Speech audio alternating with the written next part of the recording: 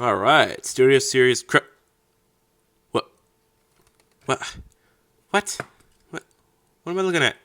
What is this? Look at this big thing. What? What? Why?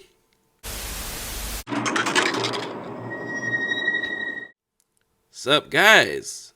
In this video, we're going to be taking a look at the new Transformers Studio Series 92 Deluxe Class Crosshairs. And, yeah, I'm not sure what happened here, but I don't blame the designers. Crosshairs has a pretty complicating design anyways. But up front, he looks okay. And hey, they did a good job on the detail. Paint is, it's fine. However, mine's a bit chipping. I like how they added a whole bunch of detail on Crosshair's face. And they even made the goggle look accurate. Something they couldn't do with the other two figures. But then again, what is this? So yeah, I don't think this was an easy one for the designers to make Crosshairs. I mean, of course there were some complications. But hey, it gets rid of the top back kibble over here. And the kibble on the shoulders. Of course I'm talking about this guy. And no, I don't own the Last Night version. I wish I owned the Last Night version, because that one looks really cool. Oh yeah, and I got an action figure stand so I could pose Crosshairs in his little flying mode. Well, he had parachutes, but still, that sick shot where he was taking out those two gun ships was pretty cool. Oh yeah, and you can remove the backpack. There we go. Well, anyways, let's just talk about Crosshair's accessories. His two little SMGs. You just go ahead and store them on his two hands. And there you go. Crosshairs with his SMGs.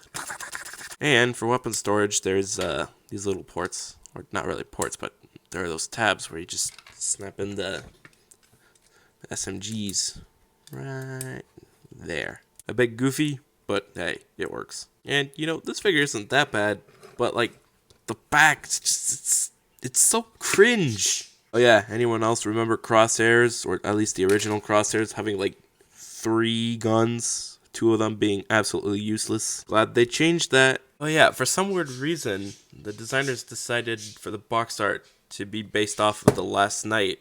I feel like they should have gone with Age of Extinction, because that was the movie where it introduced Crosshairs. Anyways, let's just get down to size comparison. Here he is next to the original Age of Extinction Crosshairs. The Last Night Bumblebee, The Last Night Barricade, Hot Rod, Drift, Age of Extinction Invasion Mode Optimus.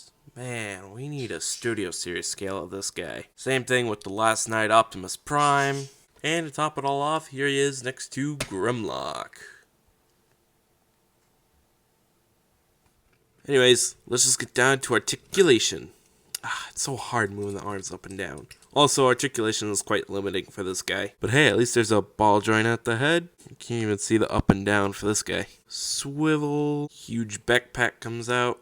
Somewhat a butterfly joint. Should be a full rotation at the arm.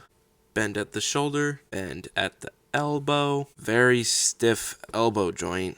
Oh my goodness, this is unbelievable. I feel like I'm gonna break the toy just doing that. Front skirt moves up and down and can also move side to side like this. And this thing moves up and down. Legs can spread. Leg can move up that far. Can move as back as it can. Double bend at the knee. Side to side hinge for the foot. And ball joint, which allows for an up and down and then a swivel. And there you go. Articulation. That was a bit of a pain in the butt. Anyways, let's get down to transformation. That's going to be a bigger pain in the butt. First, what you're going to do is you're going to fold in the hands. Oh yeah, and I suggest you do this now. You can, but you might as well put in the submachine guns right on the weapon storage, because there won't be any way to put them in if the car is fully transformed. Anyways, I guess we could work on the legs first. Move the front skirts out. Fold in the foot. Make sure this little thing is pointing upwards. Oh yeah, make sure you shift this inwards. Same goes for the other side. Next, what you might want to do is shift this little crutch piece backwards. Oh yeah, and adjust the arms to that point. Now we can work with 75% of the car. I mean the backpack. What you're gonna do is you're gonna open this front piece, shift this section forward, make sure you close in the arms, or at least move them up to this point. Don't even try moving this thing. You might as well just snap it off and then re-snap it back, just like that. And then you can move the side doors like that. And then you can move this piece down. Oh yeah, and the spoiler over here does tend to snap off. Make sure you tab in the arms. Oh yeah, make sure you tab in this piece, and that's where these little pegs come in. I'm just gonna go ahead and tab them in. There we go, tab in, thank you. Oh, oops. Make sure these slide in. It's kind of a cool way that those slide in. And make sure you tab in this whole assembly line right over here. Same goes for the other side. And then lastly, you just close in the back part of the car.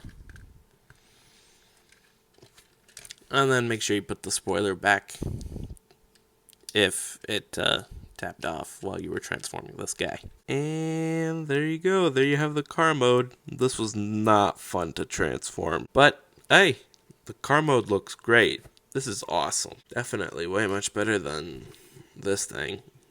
Whatever's going on over here. Is the vehicle scale right? I know for a fact trucks in real life are way much bigger than cars, especially in length. I don't know, I could be wrong. Correct me if I'm wrong, but I think the first leak of Transformers Age of Extinction was a picture of this car. And as you can see, the guns are stored in neatly.